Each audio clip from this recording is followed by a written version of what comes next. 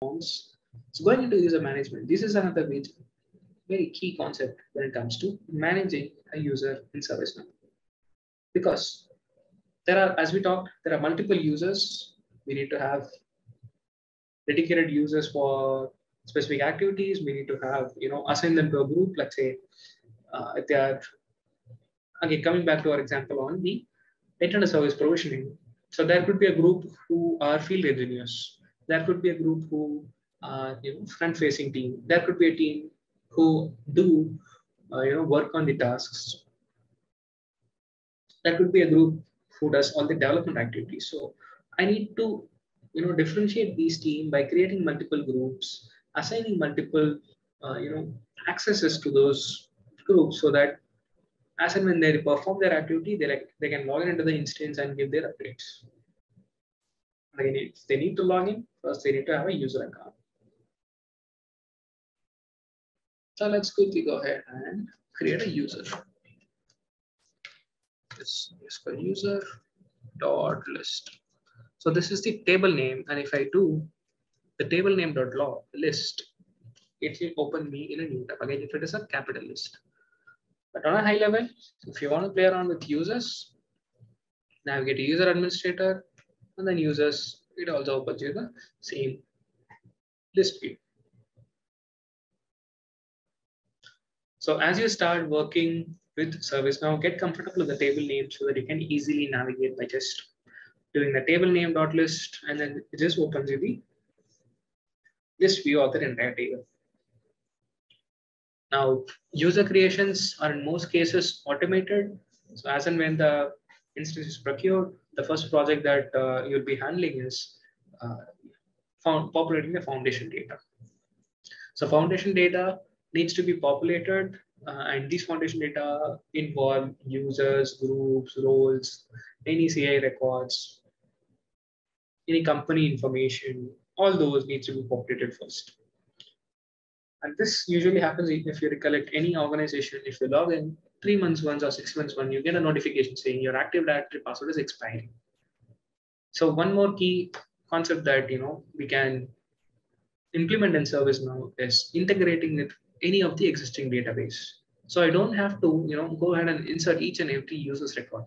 So just this demo data, there are around 600 users. In an organization, there could be 6,000, 60,000, 6 million. So all these users, I cannot go ahead and manually create, right? But if I already have an Active Directory for my particular organization, ServiceNow can integrate with that Active Directory, pull all the data, and then populate it in ServiceNow, which can be used as a information and a user DB for us. So this is on the foundation data population about users. And if you're given a task to go ahead and create a user, first and foremost, you need to navigate into user table and then click on new. So I click on new, it'll ask you to provide some username. You can go ahead and give demo, you can, this is just a user ID. So demo.user2, you can give demo user2, can give some title on this, can give some email, demo.user2@example.com. Select some location. I hope we have Hyderabad. Select some language, mostly English, date format, time zone. Select something that is fine, and we can give some details. In most cases, these are the minimum set of information that you need to give, and we can go ahead and save this user now.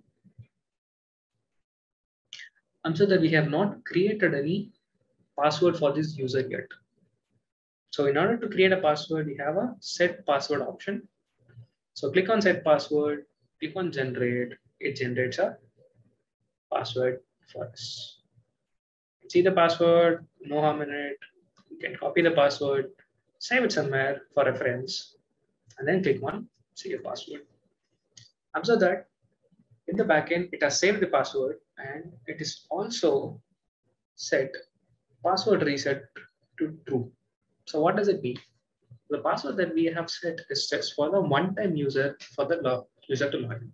So if you remember any application that you log in, what happens is it will give you a one-time password, and as and when you use the one-time password, it will take you back to the password reset page where you can set your own password. So we have created this demo user. I don't know the password. I have set the password, copied it. So I can go into an incognito window and open this instance. And as I open this instance, I can use demo.user2 and the password that I copied. And it will show me change your password. So I need to give the current password. In the new password window, we can go ahead and give anything for us.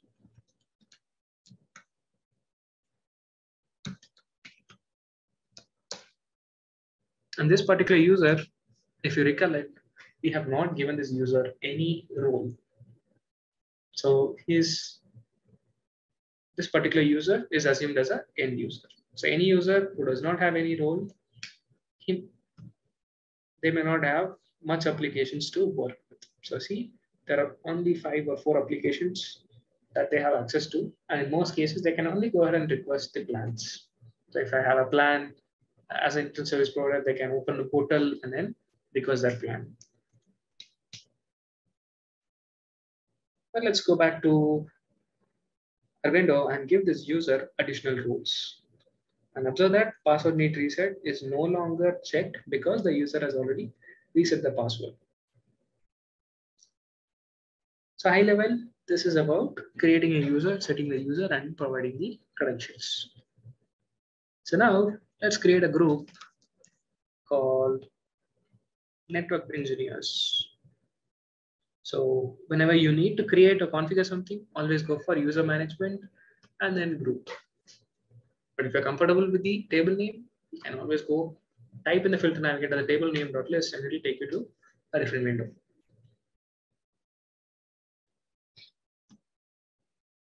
So navigate to the groups, click on new and keep the name as network field engineer. Let's give it group ID. So anyone that are part of this group will be notified. Engineering sample. So I'll save this. And at this point in time, there are no users. So I'll go ahead and add this user that we just created into our network field engineer group. So demo user 2, go ahead and click on save. Observe that even if we save, the user at this point in time may not have any roles.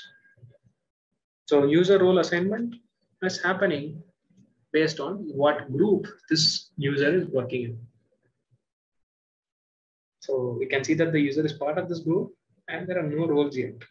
You can ideally go ahead and give the role directly to the user, but that's not the best practice. So roles are always given to groups like this. So you go ahead, edit roles in group, and let's give this group an ITIL access. So the engineer can work on any IT tickets raised for him. So this will be queued. Again, this all happens in the backend. It takes some time.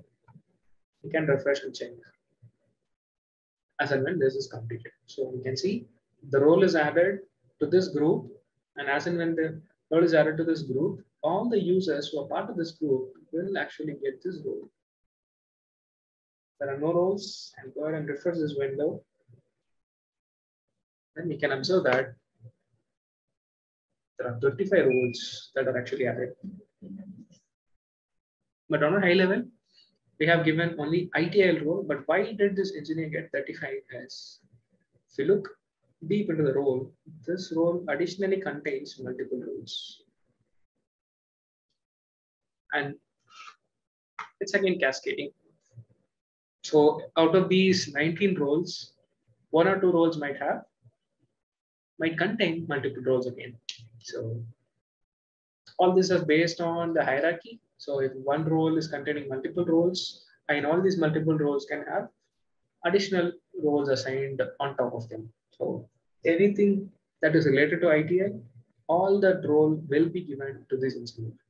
So if I go ahead and click on edit, I'll only see ITL here and I'll not see the other roles showing up.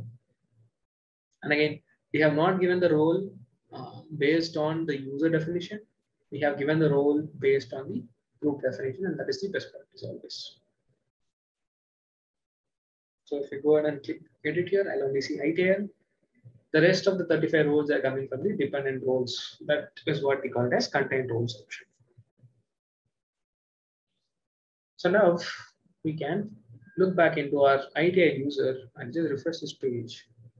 This particular user at this point in time should have got multiple accesses, but it takes time. And this particular session, this user has logged in as a end user. So I need to kill the session. So to do that, log out, kill the window. And this is where we can now test using the option of impersonating. So I can impersonate into the user that we just created. This is our demo user 2. Click on impersonate. So I don't have to ideally log in and check every time.